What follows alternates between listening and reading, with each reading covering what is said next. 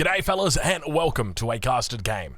Spawning in on the south side of the map, playing in the colour green as the Holy Roman Empire, it is Liquid to Muslim. And on the northwest side of the map in the colour red, playing as the Abbasid dynasty, it is the one, the only, the Viper. Ladies and gentlemen, welcome. We are following the man's progress. We are taking a look at Viper. We're seeing how he's doing on the ranked ladder, and my oh my oh my, he is currently Platinum 1, and he is facing, get this, rank number 1 on the ladder. That is correct. Right now, Muslim sits at rank 1 on the ladder. I think he's about 800 or 900 ELO higher than the Viper. So, look, good luck, Viper. We're hoping that you can pull something out today.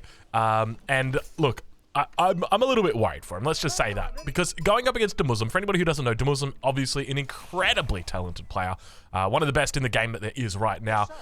He's preparing for the 3v3 tournament, well, I should say the team tournament, because it's 3v3 and 2v2. But obviously, playing 1v1 in his downtime whenever, you know, Beastie and Marine Lord and Cyril aren't online, because yes, that's true, even Cyril's playing in that team. You know, you thought you got the dream team. That is the dream team right there. So, look, I'm looking forward to seeing what Muslim's going to be able to bring out in the team event. But, yeah, in his downtime, he's playing 1v1 and going up against the Viper here. Viper's going to be in a bit of a tough spot playing against Muslim. Let's just say that much. But the map, of course, is Hill and Dale, two civilizations that do excel on this map, Holy Roman Empire and the Abbasid dynasty. I would almost say a little bit of a civ advantage for the Viper, just because both of these civs do like to take it late. In the event that it does get late, though, the Abbasid dynasty do typically have an advantage, because the HRE in the late game, what's their focus? Their main focus is going to be on those infantry units. Now, what does the Abbasid do well? Well, they do camels really well, and the camels are effective against all of those infantry units. And because of that, they can't really lend into that infantry prowess that they should. And it kind of means that the best thing that you can do in the late game as the Holy Roman Empire is like maybe horsemen, spearmen, and siege, but even then it just kind of feels terrible because you're going up against like mass camels from, you know, the Abbasid, and it doesn't feel good. But over on the other side of the map, we do see the economic wing now coming through for the Viper. Still got 4 villages here on gold, so going to be looking for that transition wheelbarrow most likely. Otherwise, it could just be for his fresh foodstuffs. But I do suspect we will see that wheelbarrow in transition. On the other side of the map, though, we've got an Arkan chapel coming down, and take a look at my Arkan. Take a look at my Arkan. Take a look at this Arkan. Interesting position or interesting decision, but you can see why he's gone for it. So obviously has access to a gold at the front of his base, but decides to put the Arkan out here instead, because I think he's just managed, I think we should be able to see it, but he will get a significant portion of the wood line. Keep in mind, he can put his lumber camps kind of around like that. That way they're always sort of touching it, so he should be able to get most of this wood line, and should be able to hit this corner of the gold. So as long as the vills kind of stay on this little corner, you should be okay, and obviously gets the hunt as well. Now, I think when it comes to strategy, what is Muslim looking to do here? I wouldn't be surprised if we just see, you know, a very fast age up here. Oh, where are you villagers going? Hold on a minute. All right, hold the phone, ladies and gentlemen. We are seeing something a little bit different, something that I didn't expect. We may potentially see a second town center coming out from Muslim here. So not going to be rushing up to that castle age, and I think it makes a fair bit of sense here, going directly into the castle age against a civilization like the Abbasid, which wants to play for control, wants to play for those large amounts, those vast quantities of camels and horsemen. You're not going to have a good time, because they're going to be able to control the relics. And if we take a look at the relics on the map, they're all equally balanced out towards the middle of the map. You might be able to secure this one, but even then, you know, you just start walling in. If you're playing against the Holy Roman Empire, the best way to play against them, wall in the majority of the relics and fight over one. And try and direct your enemy towards that one relic. So if you can wall this one in, and wall this one at the north, and wall this one in close to you as well, and then wall that one in at the south, and then send all of your military units here. And because this is an exposed relic, it's not walled in, they're gonna be zooming in on that. They're gonna be highlighting it and trying their best to get it, but you're gonna be sending all of your military there. And it just makes it very, very easy for you to try and control the game against them. But on the other side of the map, though, we do see the Viper right now. Getting that wheelbarrow tech. Also going to be getting that fresh foodstuffs in nice and early. So good timing here for the Viper. And it looks like he's going to be going for the plus 10 housing. Take a look at that right there. It's going to put him up to 10. Give himself a little bit of population room as well. So getting that extra house before the second town center, or rather that extra gather rate before the town center, and super smart move. I love this. I think this makes a whole bunch of sense. getting that extra 15% gather rate. Now, for anybody wondering a bit more about Viper, about his story, about what's going on with him at the moment, so he was the champion of Age of Empires 2, Wololol, the last one. And so when Wololol came around this time, he said, you know what, I'm going to spend my time focusing on Age of Empires 2 because I want to defend my title. What happened as a result of that meant that he wasn't able to spend so much time on Age of Empires 4. And because he spent not a lot of time on Age of Empires 4, he didn't do particularly well at Wololol for Age of Empires 4. And as a result, he did a little video where he basically said, hey, look, Age of Empires 4, we had a good run, but that's pretty much it. He said, look, I might come back, but for the moment, it's going to be a focus on Age of Empires 2. Now, I don't know what's happened. I don't know what happened, but Viper is back. And we are going to be following his journey up the ladder, seeing how he does. But back over in the base, we do see an archery range getting thrown down in the place of a stable. So what did Viper see that indicated that he wanted to go for an archery range? Maybe he was just thinking a bit more about camels. And I think that's definitely the right choice. Now, he did actually spot this out. We did see that he came through with the scout. The line of sight would have made it up here onto the second town center, so he does know about the enemy second town center. And I think the question is, how many TCs does Viper look to go into? And the answer that we're going to have is at least 3. I wouldn't be surprised if Viper goes for a super big boy boom in this matchup, because you do want to try and stay ahead of that Holy Roman Empire opponent. I think you can definitely get away with 3. Whether you can get away with 4, though, that is a different question. But we do see that villager count now starting to rise for the Muslim. Training villagers from both town centers, so a little bit of a passive opening here. One of the things to note about the Holy Roman Empire is they do have a very strong second town center play, just simply because they do get emergency repairs for it. So even if you bring a battering ram in here and start attacking this town center, they just hit the emergency repairs button as it's about to go down, and voila, you're already back up to max health. It is a great way to guarantee that you're going to be okay. Buys you a lot of time. Means that the second town center has got a lot more effective health on it. I mean, if we take a look at that, right? 150 health every 1 second for 20 seconds. That's 3,000 health. 2,500 health here. So just as this town center is about to die, you hit the emergency repairs button, you're going to be buying yourself a 5,500 health town center. And of course, once it comes off cooldown, you're also going to be able to use it again. You're going to be able to throw your villagers out there as well. But take a look at this. Oh my lord, look at this. What do we have right now? We've got double racks, double range getting thrown down. The scout's in the back of the base as well. Viper's not going to see this. He's got no clue. You can see right there the square shape. He doesn't see that. We only see that because we already know. But he's going to force Viper away, and it is going to be the third town center coming up for the Viper. Now, where does Viper go from here? It looks like it's going to be only a 3 TC play. Camel coming in. Looks like it's going to hit the Archon Chapel, deny out a little bit of gathering here. But obviously, still yet to focus or find out exactly what is hidden back here. So not the best opening here for Viper. Ideally, you want to try and find this as quickly as possible. If your enemy's able to hide that for a long time, you might get a little bit of a misread. Right now, he could be thinking, all right, the Muslim's looking to age up to the castle age. I can take my time. I can maybe follow him up to castle age as well. I'll just get a few units out. I'm not gonna go too crazy. But Viper does come back in with the scout towards the front of the base. Let's see what he spots. He doesn't see anything just yet. Still Viper. Oh, he spots the archer though. He knows there's an archery range from his enemy. But that is it. He doesn't know how serious this was, because that was a lot of production. I don't know about you guys, but that was a lot of production. Now the men-at-arms get spotted. Now the double range gets spotted at the front. Scout going to continue moving in. Sees the double range, sees the barracks, and Scout going to go down. Viper not paying attention, trying to 1 for 1 here. Not going to get it to Muslim. Going to deny it. Now he spots 3 of the 4 production facilities in the feudal age, and that should be more than enough for Viper to go, ooh. And he does subsequently respond with a stable back at home. He's going to need a bit more than this, though. 2 production buildings ain't going to do it. Definitely going to need a bit more than this. And you can see he's working with that Camel Archer number, trying to get them up here. Adding in a 3rd, adding in a 4th Camel Archer. We've also got the Horseman coming out, but working with 3 TCs. He's going to have an all right time. He will eventually outscale the Muslim. But the problem that he's going to have is more immediate. But look at this behind. Look at the Muslim. He's actually aging up. So was it a bit of a fake out right there? Was it a fake out of the fake out? He drops down all the production and then says, I'm not actually doing anything with it. Scout going to go down right here as well. Manages to take it out, and the numbers here not looking terrible for the Viper. Now returning to the other side of the map, he's going to be looking to try and take out the archers on the backside. That's what he needs to be doing, but so many men-at-arms right now. Yet to pick up any upgrades just yet, the Muslim is. But behind this, the age up going to be coming through shortly. I definitely didn't expect this from Demuslim. A push like this, he is heavily focused on aging up, but at the same time still makes military. So I do like the timing window that he's identified here to come and put pressure on. And we do see behind this, the Regnitz Cathedral going to be going up towards the east side of the base. Able to repel the first of the men-at-arms. It does go down. But now Viper going to be moving out. Double broadaxe also being researched. We see horticulture's already come through.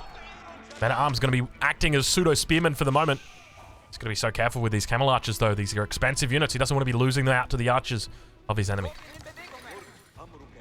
Right on board now over with the Muslim and see how he's doing as he adds in more archery ranges and more barracks. Is he looking to roleplay right now as the Abbasid dynasty? This is what we see typically out of the Abbasid dynasty. Crossbows, men-at-arms. It's the most common combo that we see coming out from them now. I don't think we're probably going to see crossbows super early right here.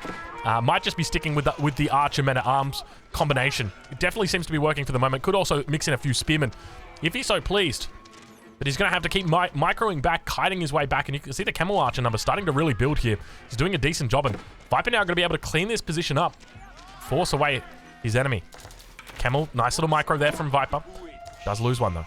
Now the numbers are starting to really look good. He's got 3 barracks, 3 archery ranges, and the Regnitz has gone up. The first of the relics picked up, the second of the relics going to get picked up, and the third one in the middle about to get picked. Oh my god, he's picking up all of the relics right now. He's got so many damn relics.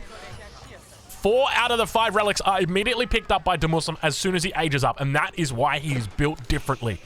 You know, your top 10 player wouldn't have done that. It takes a top 3 player to do that. The Muslim at the moment, I think he sits at rank 1 on the ladder, so Viper is playing up against what you could call the world's best player at the moment on the ladder. I mean, obviously, Marine Lord's just walked away with $100,000 of cash in his pocket, so it's hard to go past him, but at the same time, he's ranked number 1 on the ladder. There's no denying that. Numbers still looking good for the Viper. No age up coming through just yet for him.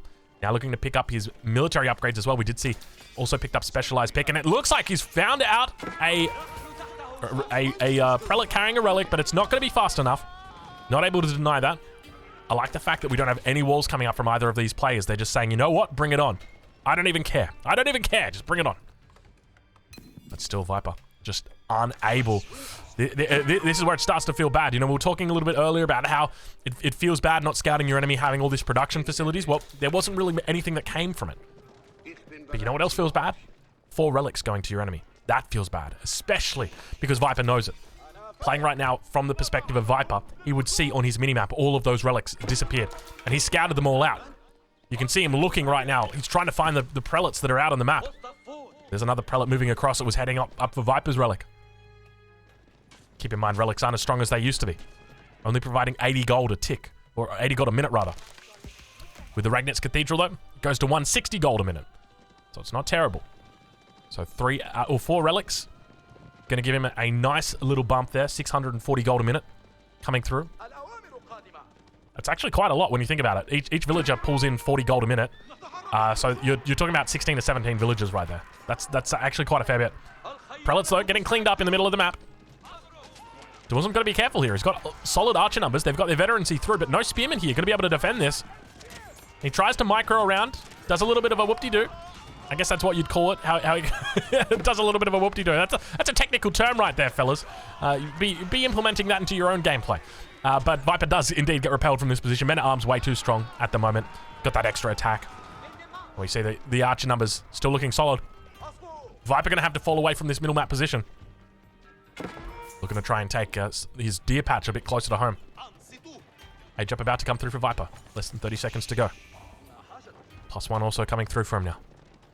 Viper on the defensive. The timing push is very solid here for Muslim. He's put down a lot of production back in the base. 3 rangers, 3 barracks. Double town center pumping out units. He's got the blacksmith there getting all the upgrades through as well. And Viper trying to intercept a couple of units out here. Not going to be having too much luck there. Does get repelled, and now subsequently in the base, the Muslim is looking to put on the pressure. Villager count for Viper has risen. 16 villager advantage at the moment, but keep in mind those relics are really going to be carrying to Muslim at this point in time. He's able to push into the base, get somewhat cleaned up here. But now continuing to move up towards the north, and we see the 5th relic has indeed been snagged away by the Muslim. Viper going to be under pressure. On this north side of his base, he's got a couple of villagers over on the deer hunt. Could be potentially exposed.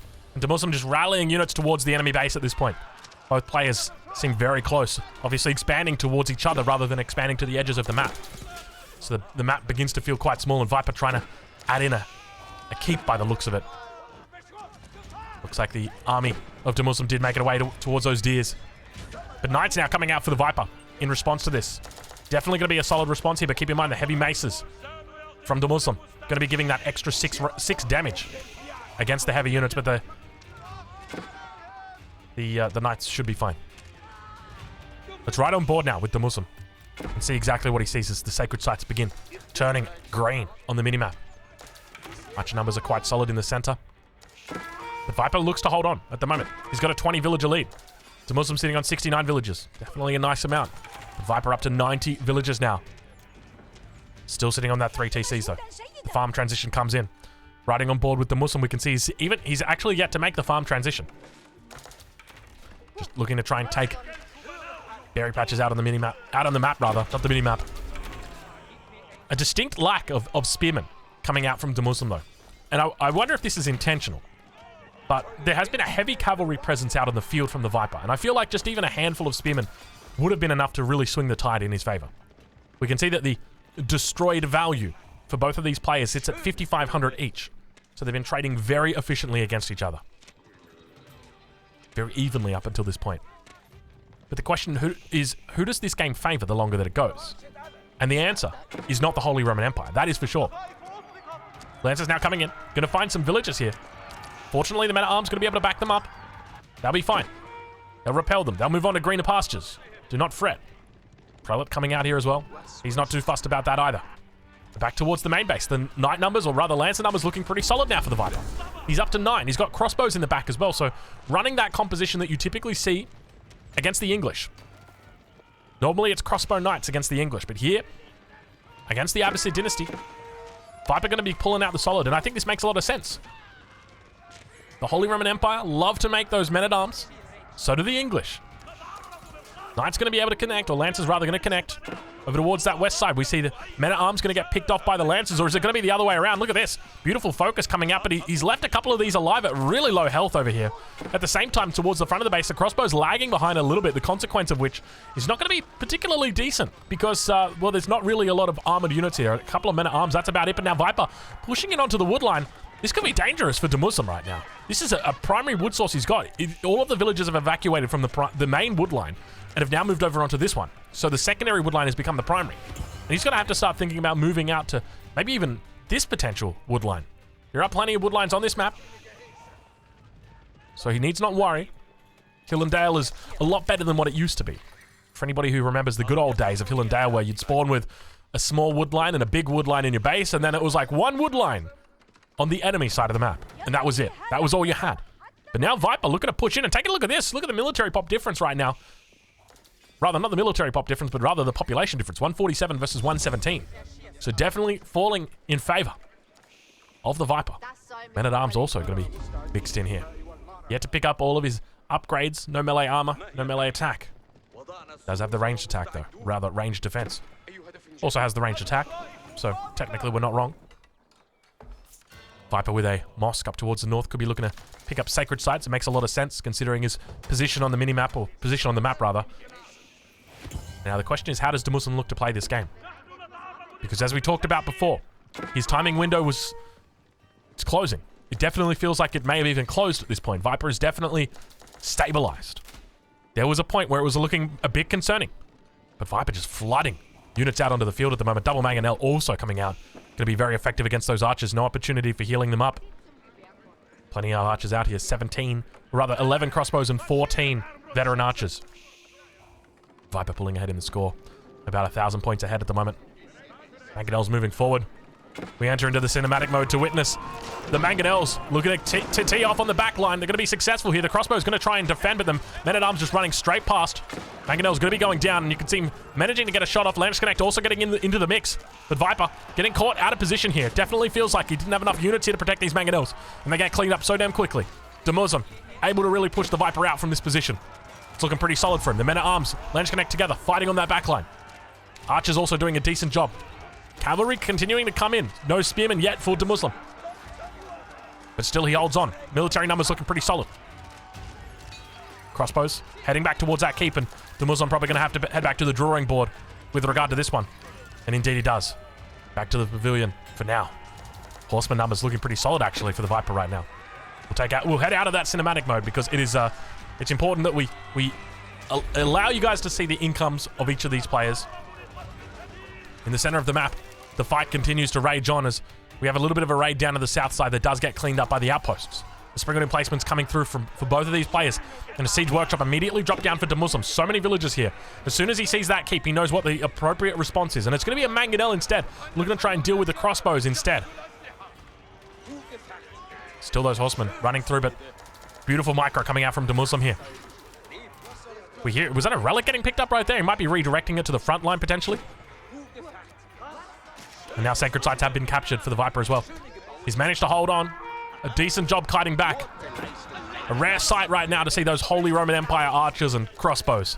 It's very rare that you get to see this. And Mangonel comes out. Mangonel, no, Viper. Oh, that was huge damage. An absolute hit on top of the target. Mangonel, unfortunately, not going to get off a second shot. Does get out the line formation. It could have been absolutely terrible, but fortunately, a lot of these units were quite high health, so Viper doesn't lose too many of his crossbows. Only 3 or 4 go down in the end. Beautiful timing right there from the Muslim. Just, impeccable stuff right there. The Viper heading to Imperial. That is correct. Viper right now holds the center position. And the longer this game goes, it gets better for Viper.